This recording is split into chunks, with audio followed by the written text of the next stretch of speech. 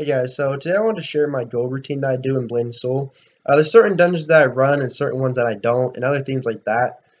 Just because I don't have a ton of free time, so I try to really be productive in Blade and Soul on what I run.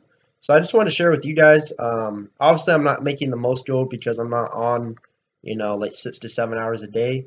But I do have a couple hours that I can invest usually, at least an hour and a half to 2 hours on a busy day, to put into Blade and Soul. And I just want to share what I do and hopefully help you guys out. So first thing I always focus on doing is the weekly raids, because the weekly raids are really useful and they give a lot of good stuff. So there's 3 raids you can do from here: DKV, Fallen School, and Snowjade Fortress. And if you complete all 3, you get about 50 gold a week. I'm just rounding it. So it's about 150 gold from my income, because I have 3 characters, Warlock, Gunslinger, and of course my main, which is my Blade Dancer. So total, I'm making about 150 gold just from doing that. So if I did nothing else, I'd be making about 600 gold a month. So pretty cool just from doing that. If I did nothing else, I just logged in and did my weekly raids. So it's really easy to gain a lot of gold just from doing those. Also, you get stuff like Raven Feathers, and you can transfer those to other ults and help them get soul shields and stuff like that. So there's a lot of benefits from just not only the gold alone. So I really recommend doing this on ult characters and making a few. It's really easy to level to 55 nowadays. I really recommend just doing it. It's a lot of gold income. Next thing I do every week is Skybreak Spiral, aka Black Tower. I run that on all 3 of my characters. Again, I run it with my clan, so it's way smoother than a public run. Usually I can get done within like 30-40 minutes. Honestly, it's pretty fast. Sometimes even under 30 minutes for really pushing, if we like skip Raven and stuff like that, because we have a really good clan system and everything like that. But I do that, and that's at least 50 gold on each character. And I'm not even gonna count the gold share and everything like that, just because sometimes it's always different. So I'm not even gonna count that, even though that is a huge bonus too. So again, that's another 150 gold on 3 characters. So it's about 300 gold total every week just from running Black Tower and 3 raids on all my characters. So overall, again, that's not an all one day. I do that over a course of a couple of days. So of course I'm not spending like 8 hours doing that on all my characters in one day. But that's over a course of, of course, within the week. So that's 300 gold from that. And that's always really nice. Also, Black Tower, you can sometimes get, the legendary elemental accessories and gear up your ult too. So that's always nice. But next thing I always do is the daily challenge. And the reason why, it's just honestly the daily challenge is so easy nowadays. They recently added more options, and also they changed. So now you only have to complete 3 quests instead of it used to be 4. And a lot of them are really, really easy. Like Code Storage, this would take a couple minutes max. Shatter Mask, couple minutes. And Desolate 2, maybe 10 minutes max. Like, you can complete the daily challenge within like 20 minutes. 30 minutes if you're really struggling. Like 20 minutes you complete the daily challenge. And you get a lot of great benefits. You get things like the daily challenge reward chest. And you love getting that 1 gold. I mean, sometimes I get 10 to 100 gold. I've never seen 1,000 gold. I've been doing it for over a year. But it's always cool to have a chance. But that's really nice from there. Also, whenever there's an event, of course, you get the gift chest and stuff like that. So that's always a nice benefit. And then last but not least, you get the treasure chest. And that always usually gives me at least like some moonstone crystals or some Lysium crystals, which makes it like really nice to do. So I always recommend doing the daily challenge too, just because it's so easy to do now. So there's no reason to skip it, honestly. Also, you can find parties. Like if you can't find a party for, let's say, Emberdrake Lair and you really need to run it, do it today in the daily challenge and take advantage of that, because I guarantee you there will be a ton of people running it to the daily challenge, and then tomorrow no one will be running Emberdrake Lair. So you can take advantage of it too. So there's a lot of cool benefits from doing it.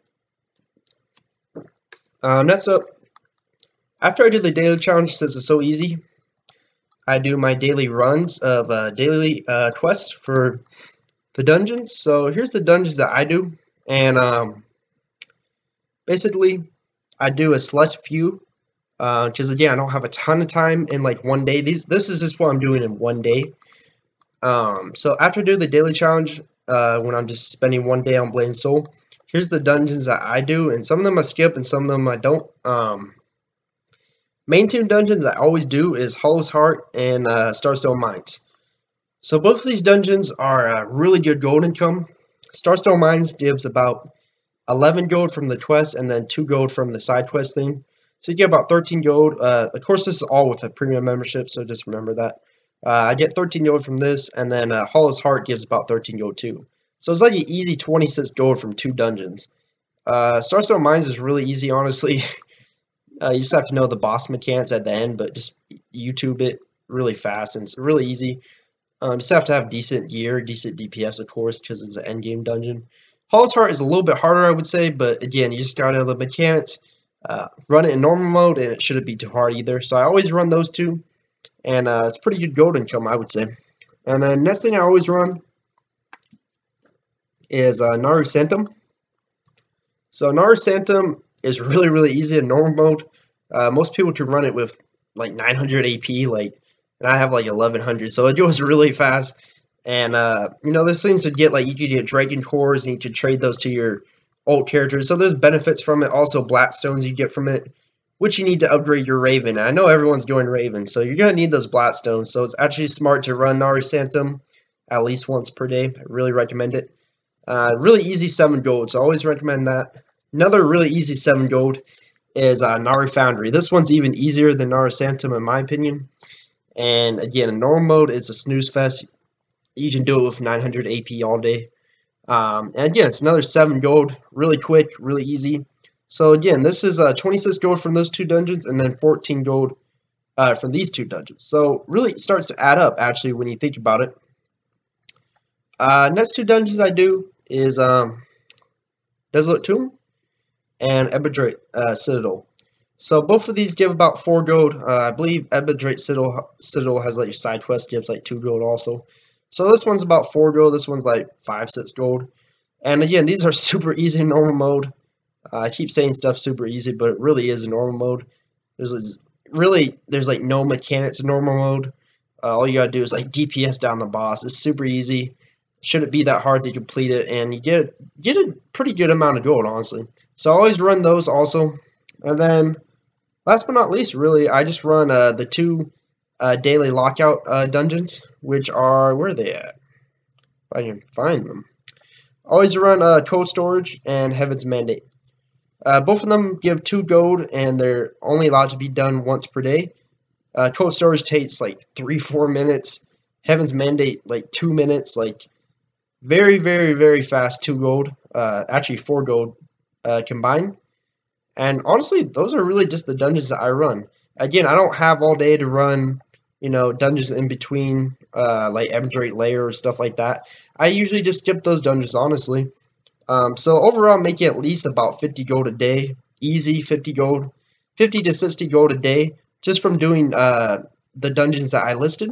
So, again, I'm not making as much as someone who spends all day playing, but I would say this is more just for people who don't have a ton of free time in Blade Soul. So those are the dungeons I really focus on doing, and the other ones I don't. So I'm making about 52 gold to 60 gold a day just from the daily challenge and the daily quest, and then every week I'm making about 350 gold just from that. So that's a total about over 600 gold a week.